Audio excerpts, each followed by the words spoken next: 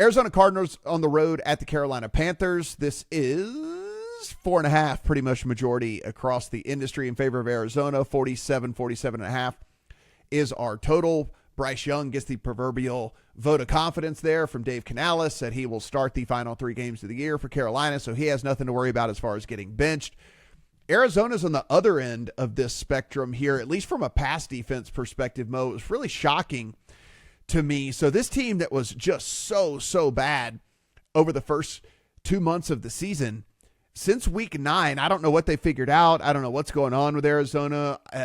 They are second in the NFL since week 9 in pass defense, EPA per play allowed on the drop back side of things, which is a 26 slot climb from the first 8 weeks of the season. They're only behind the Eagles as far as pass defense EPA per play allowed since week 9. So Arizona's turned it around on that side of the ball, at least against the pass anyway, and done a little bit better against the run too. That said, they're on the road. It's on the other side of 4, and at least a Carolina team that continues to play hard. Yeah, I thought the Panthers probably. I mean, specifically Bryce Young. I thought he played a bit better than the scoreboard indicated last week. I thought he made some nice throws, to be honest, but the defense got crushed and fell into a negative script. You get a couple Micah Parsons chase downs and just pocket collapses, and all of a sudden they're down 20 and the game's over. Yeah. I do anticipate a bounce back here. I thought Arizona's pass defense was pretty poor against the Vikings, and the second time against the Seahawks, I was pretty unimpressed as well.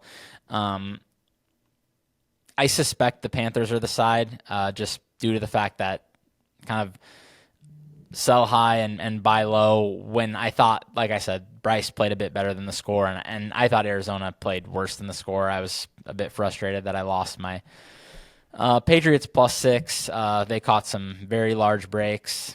They were able to get a stop on the 4. That was big. Yeah. And then you got a bouncing ball through the end zone.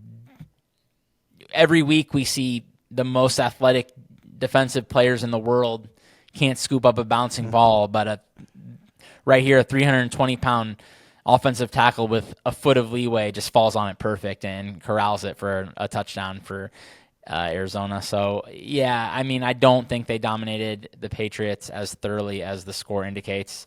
The Patriots, I mean, they kept driving and then not scoring. So, I do lean Panthers. I think they'll play a bit better here. It's not a great spot for Arizona.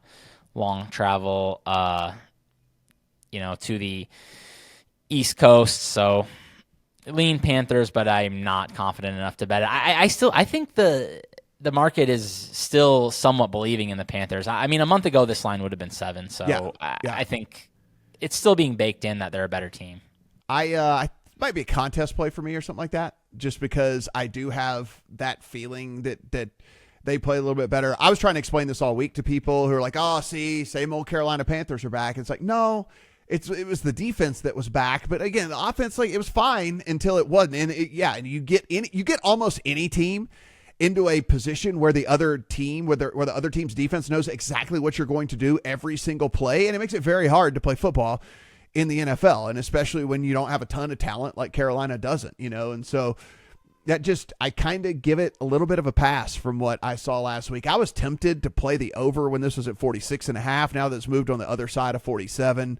Not quite as good there, but I think Arizona probably scores on this really bad defense. I think Carolina comes back. I think Carolina can put some points on the board too. So I think if there's any play for me here, like I said, contest play on Carolina, and I might end up on some fashion on the over. I think both these teams can do some stuff here.